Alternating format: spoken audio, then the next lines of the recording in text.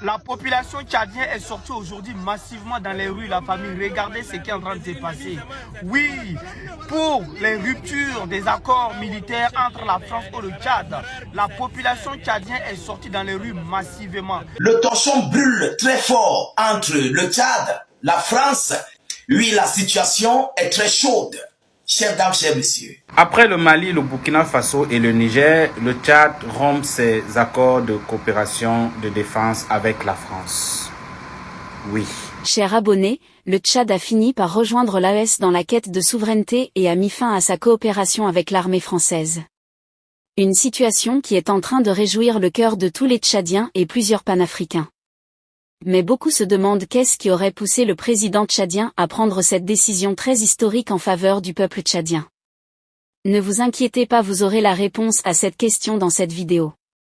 Mais avant, j'aimerais d'abord vous inviter à vous abonner et à cliquer sur la cloche de notification pour ne pas rater mes prochaines vidéos. Pour comprendre la cause de cette séparation brusque du Tchad avec l'armée française, j'aimerais d'abord vous laisser suivre cet extrait et on revient après pour la suite. Les autorités tchadiennes ont compris, puisque comme on se souvient, le 28 octobre dernier, il y a eu quand même une attaque importante de Boko Haram dans le bassin du lac Tchad, au cours de laquelle au moins une quarantaine de soldats ont été tirés et le président a lancé l'opération Ascanit. Pendant cette opération, il n'y a pas eu de contribution de l'armée française dans la reconquête que le Tchad a engagée, et ça a créé le sentiment qu'il n'y a pas de valeur ajoutée de cette présence. Et le contexte électoral dont vous avez parlé a fait qu'aujourd'hui, montrer que on est souverainiste, montrer qu'on veut assumer l'intérêt du Tchad, peut avoir un écho auprès particulièrement de la jeunesse, et il n'est pas exclu que le pouvoir tchadien, puisque cette élection quand même est un peu controversée.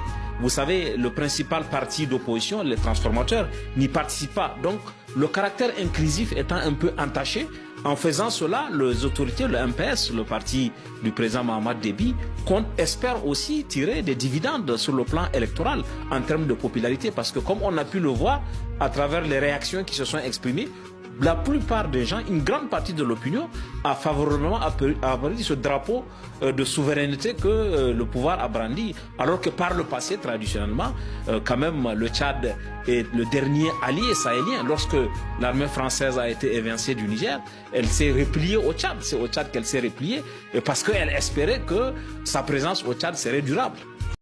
Chers abonnés, il y a de cela quelques jours, le président tchadien Mahamat Idriss Déby a fait un discours dans lequel il a déclaré mettre fin à la coopération du Tchad avec l'armée française. Une décision qui a été saluée par plusieurs panafricains. Déjà, cette décision a créé beaucoup de polémiques. D'un côté, beaucoup pensent que cette décision a été prise parce qu'il veut en quelque sorte rétablir la souveraineté du Tchad, libérer le pays du néocolonialisme et de l'impérialisme occidental. Et de l'autre côté, certains pensent que c'est une stratégie politique de Mahamat Déby pour renforcer la confiance du peuple vis-à-vis de son gouvernement. En effet, ce qui est louable dans cette décision est la libération totale du Tchad du néocolonialisme et la récupération totale de sa souveraineté. Cette décision très historique vient rejoindre celle déjà prise par les présidents des pays de l'AES, à savoir le Burkina Faso, le Mali et le Niger. Que pensez-vous de cette décision du président tchadien ? Laissez votre avis en commentaire.